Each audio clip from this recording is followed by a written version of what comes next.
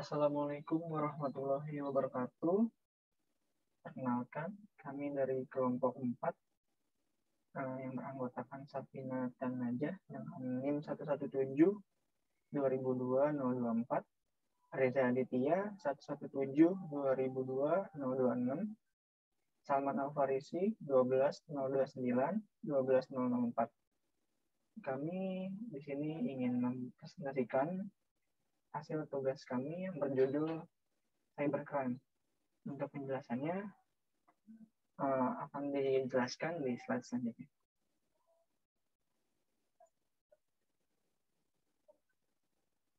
Pengertian cybercrime. Apa itu cybercrime?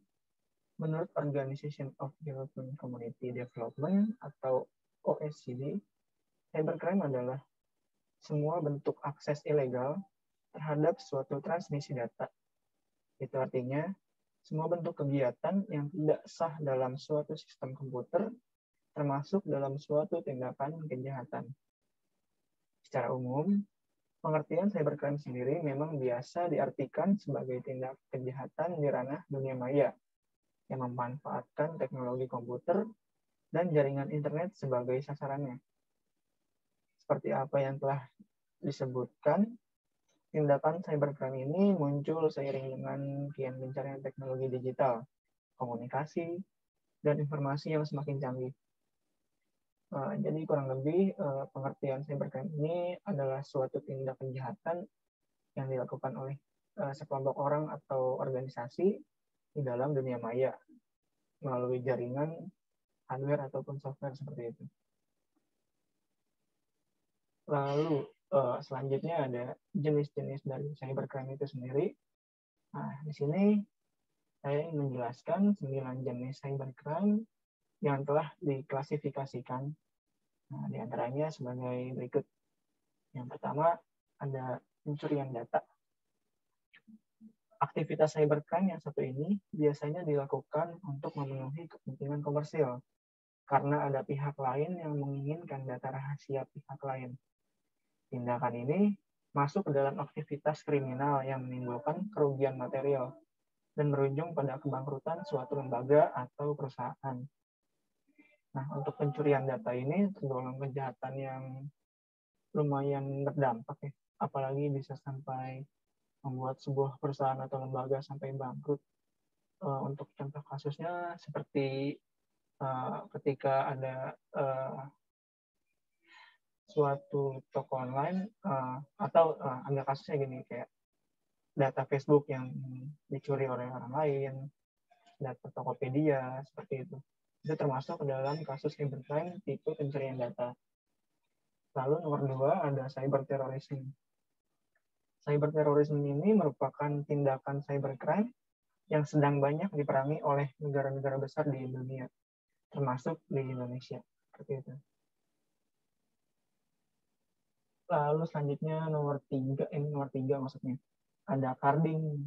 Nah, carding ini merupakan istilah yang digunakan untuk menyebut penyalahgunaan informasi kartu kredit milik orang lain. Para carder, pelaku carding, biasanya menggunakan akses kartu kredit orang lain untuk membeli barang belanjaan secara online. Nah, untuk kasus dari carding sendiri, saya punya teman, dia pernah nyoba carding gitu. Jadi dia belanja sebuah jam berbranded gitu di sebuah marketplace yang ada di Cina. Jadi dia membeli sebuah barang di negara Cina menggunakan sisi atau kartu kredit dari negara, misalkan kita anggaplah negara B. Jadi dia membeli sebuah barang di negara A menggunakan kartu kredit orang di negara B, kemudian barang tersebut dikirim ke negara C atau Indonesia, seperti itu. Jadi tindak kejahatan ini lumayan merugikan orang lain, teman-teman. Lalu selanjutnya ada defecting. Defecting ini biasa dibilang atau bisa dibilang menjadi aktivitas kejahatan online yang paling ringan. Pasalnya hal tersebut merupakan salah satu yang pelaku device-nya biasanya menyasar ke website-website non-profit seperti situs pemerintahan, sekolah, atau universitas. Namun paling ringan bukan berarti tidak berbahaya ya.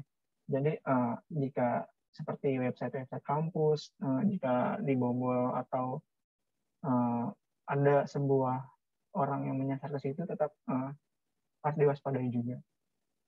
Yang keenam ada cyber squatting. Nah, cyber squatting ini mungkin yang paling jarang kita dengar ya. Jadi tindakan penyerobotan nama domain sendiri memang memerlukan modal serta kejelian yang tidak dimiliki oleh banyak orang. Hasil cybercrime ini biasanya berupa uang tebusan yang nilainya tidak wajar. Jika kita kutip dari internet, cyber squatting itu merupakan suatu tindakan pendaftaran nama domain yang dilakukan oleh orang-orang yang tidak berhak, tidak memiliki legitimate interest. Sedang secara hukum di dunia, termasuk di Indonesia, tidak ada satu peraturan yang dengan tegas mengatur tindakan cyber squatting ini. Jadi untuk hasil yang merupakan uang tembusan ini bisa dibilang kejahatan yang cukup licik ya, teman-teman. Lalu selanjutnya ada hacking. Tindakan berbahaya yang kerap kali dilakukan oleh para programmer profesional. Biasanya secara khusus mengincar kelemahan atau celah dari sistem keamanan untuk mendapatkan keuntungan berupa materi atau kepuasan pribadi. Nah, jadi mungkin teman-teman udah nggak asing juga kan sama hacking di sini. Bisa banyak kasus yang terjadi di lingkungan sekitar kita, seperti emailnya dihack, akun sosial medianya dihack, atau bahkan password seperti kartu kredit atau HP sekalipun seperti itu. Itu termasuk dalam tindakan kejahatan hacking. Lalu yang nomor 7 ada cyber typo squatting. Nah, cyber typo squatting ini merupakan tindakan cyber yang sama-sama mengincar nama domain milik perusahaan terkenal untuk dijadikan sasaran. Nah, bedanya dengan cyber squatting, aktivitas ini memanfaatkan kemiripan nama domain serta kelalaian penggunaan yang jarang memeriksa ulang URL website perusahaan tersebut. Kita ambil sebuah contoh, misalkan ada sebuah marketplace terkenal, sebut saja bukatoko.com. Nah, si bukatoko.com ini mungkin sudah terkenal dan banyak orang yang berbelanja di situ. Nah, jadi tindak kejahatan cyber typo squatting ini dia menyamarkan nama sebuah domain dengan website-website yang sudah terkenal. Jadi bisa aja dia kayak bikin tadi misalkan tokopedia.com, nah kalau dia bikin tokopedia.xyz seperti itu.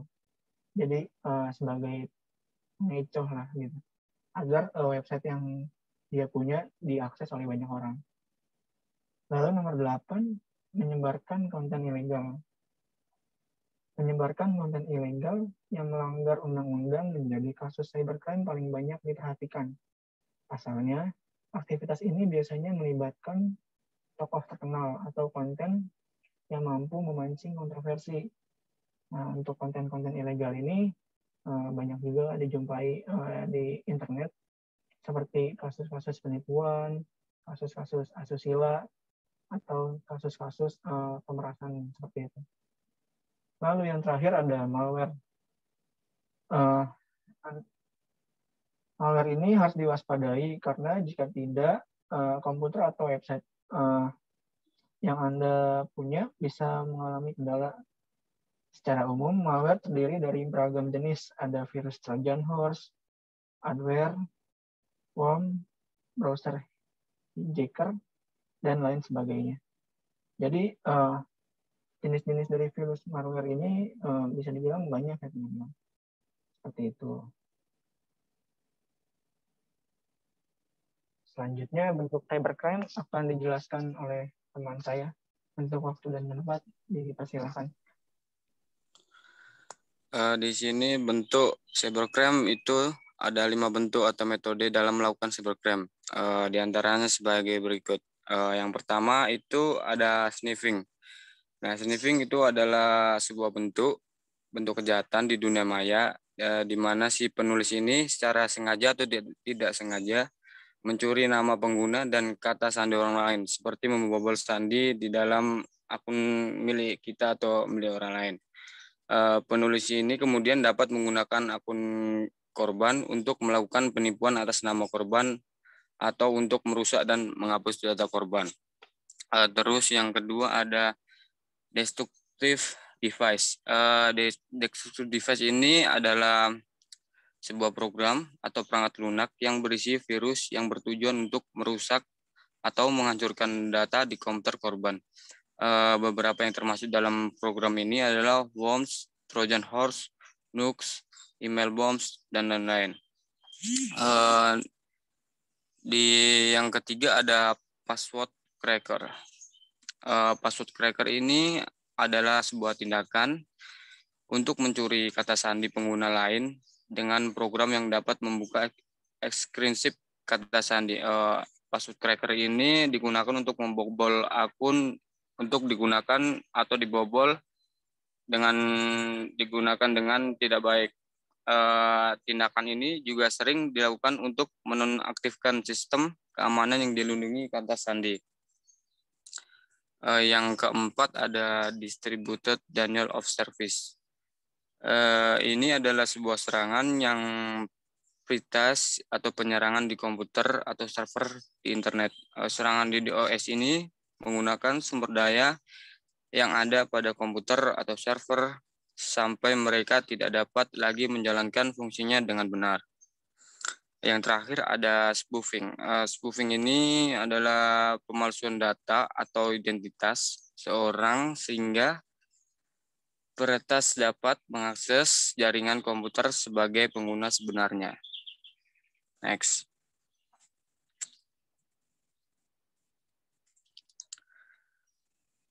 Ada faktor penyebab munculnya cybercrime. Yang pertama, ada akses internet yang tidak terbatas. Yang kedua, kelalaian pengguna komputer. Hal ini merupakan salah satu penyebab utama kejahatan di dalam komputer. Yang ketiga, ada mudah dilakukan dengan alasan keamanan yang kecil dan tidak diperlukan peralatan yang super modern.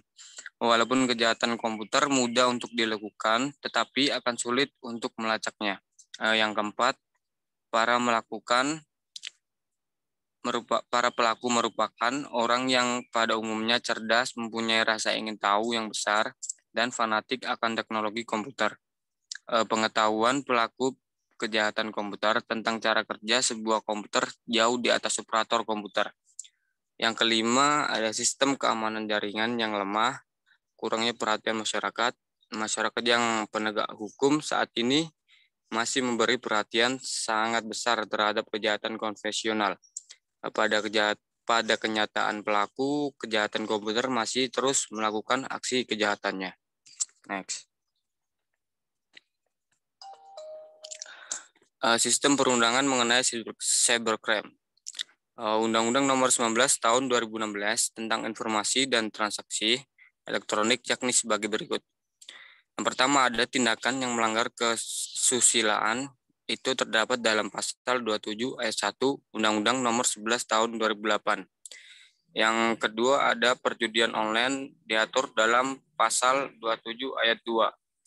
Yang ketiga, ada penghinaan dan atau pencemaran nama baik di dunia maya, itu terdapat dalam pasal 27 ayat 3 Undang-Undang Nomor 11 Tahun 2008. Yang keempat, ada pemasaran dan atau pengancaman, itu terdapat dalam pasal 27 ayat 4. Yang kelima, ada penguntitan atau cyberstalking, itu terdapat dalam pasal 29 Undang-Undang Nomor 11 Tahun 2008. Yang keenam, ada penyebaran berita bohong atau berita hoax, itu terdapat dalam pasal 28 ayat 1 Undang-Undang Nomor 11 Tahun 2008. Next. Nah, ini kelanjutannya. Yang di nomor 9 ada intersepsi, itu terdapat dalam pasal 31 Undang-Undang Nomor 19 Tahun 2016. Yang ke-10 ada kejahatan terhadap informasi elektronik dan atau dokumen elektronik, data interference itu terdapat dalam pasal 32. Yang ke-11 ada gangguan terhadap sistem elektronik atau sistem interference, itu terdapat dalam pasal 33. Yang ke-12 ada penyalahgunaan perangkat atau misuse of device, itu terdapat dalam pasal 34. Dan yang terakhir ada computer related offenses atau pelanggaran terkait komputer dalam pasal 35. Next. Nah, di sini ada kita mencari contoh kasus nasional. Contoh kasus nasional ini, kasus ini terjadi cybercrime juga ada di Indonesia. Salah satunya ada pembobolan 3 bank besar di Indonesia, yakni pola kejahatan cyber ini berawal dari laporan 3 bank kepada polisi bahwa ada sejumlah transaksi mencurigakan yang merugikan bank atau nasabah. Polisi ini melakukan penyelidikan untuk mendapatkan sebuah modus pelaku pembobolan sebuah rekening bank. Berdasarkan penyelidikan, pelaku ini menyebarkan malware. Nah, malware tadi itu untuk memperdaya korbannya. Malware ini disebarkan ke ponsel nasabah melalui iklan-iklan software internet banking palsu. Nah, disitulah si malware ini bisa masuk, bisa tahu password dan yang lain untuk membobol nasabah tersebut. Ketika nasabah ini mengunduh software palsu ini, malware akan otomatis masuk ke ponsel dan memanipulasi tampilan halaman internet banking, seolah-olah nama tersebut benar dari bank. Ketika si pelaku ini sudah mengendalikan internet banking nasabah, maka kode rahasia rekening nasabah akan diketahui oleh pelaku, dan si pelaku ini sangat gampang untuk membobol kata sandi nasabah untuk mengambil uang-uangnya. Next. Yang ini akan dijelaskan oleh teman saya.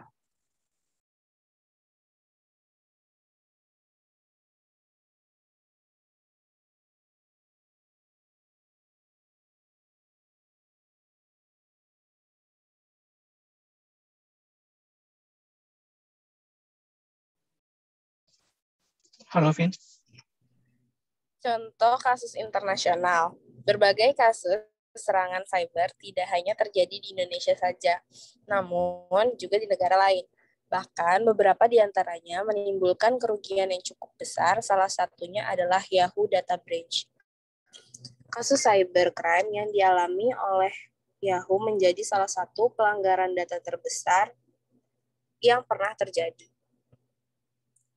Pada tahun 2014, peretas berhasil mengakses data pengguna seperti alamat email, nomor telepon, tanggal lahir, encrypted password, serta pernyataan keamanan dan jawabannya.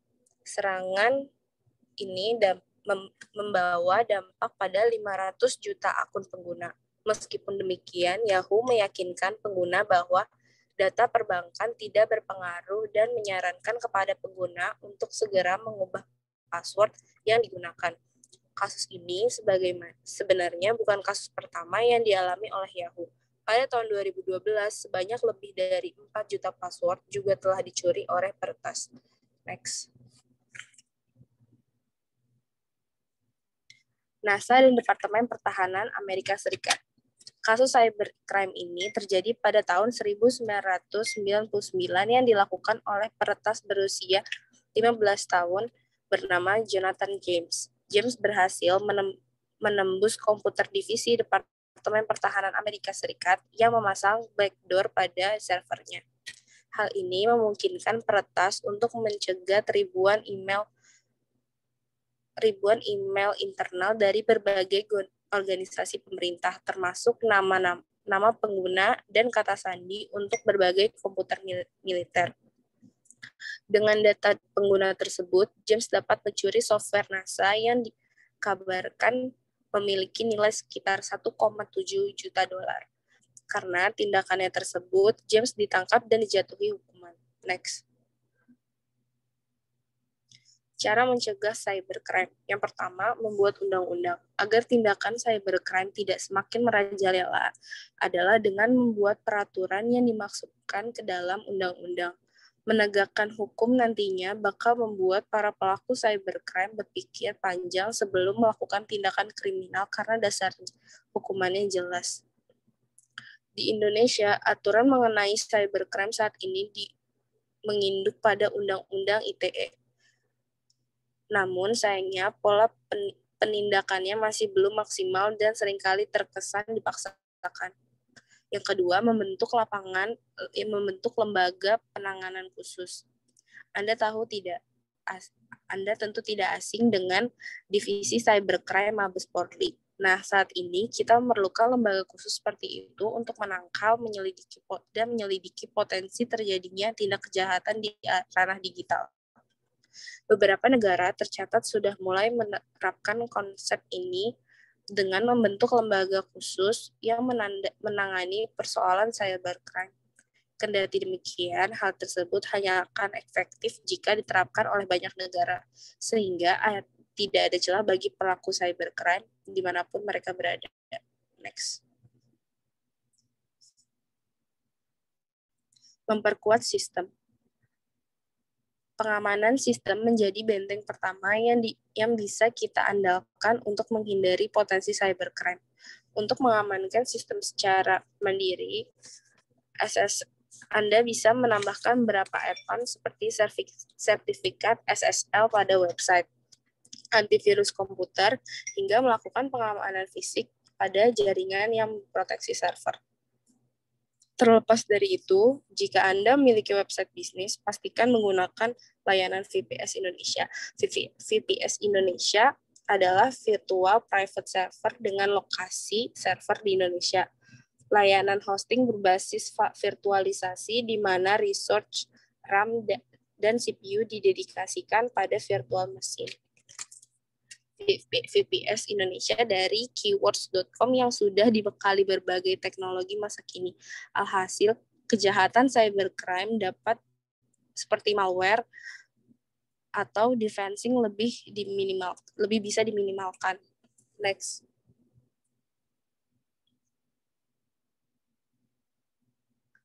Kesimpulannya, opini umum yang terbentuk bagi para pemakai jasa internet adalah cybercrime merupakan perbuatan yang merugikan. Pada korban menganggap atau memberi stigma bahwa perilaku cybercrime adalah penjahat.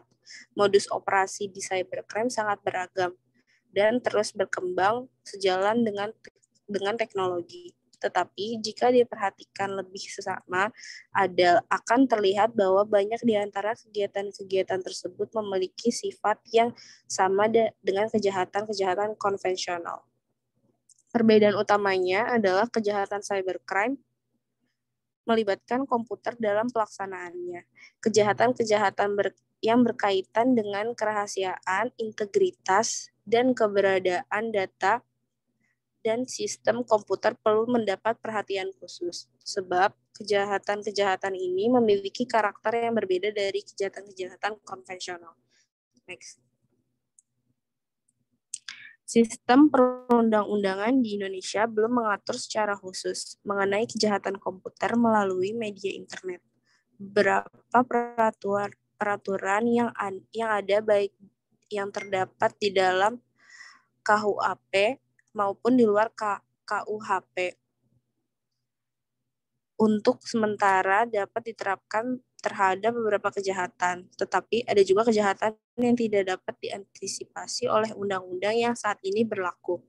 Setiap pengguna internet dan media sosial harus melakukan upaya yang dapat dilakukan untuk mencegah cybercrime, diantaranya dilakukan dengan cara melindungi komputer dari virus, menjaga privasi, mengamankan akun, menghindari hoax, dan selalu up-to-date terhadap informasi, menyebarkan informasi yang positif, serta mempertimbangkan etika dalam bermedia sosial. Sekian presentasi dari kelompok 4. Terima kasih. Assalamualaikum warahmatullahi wabarakatuh.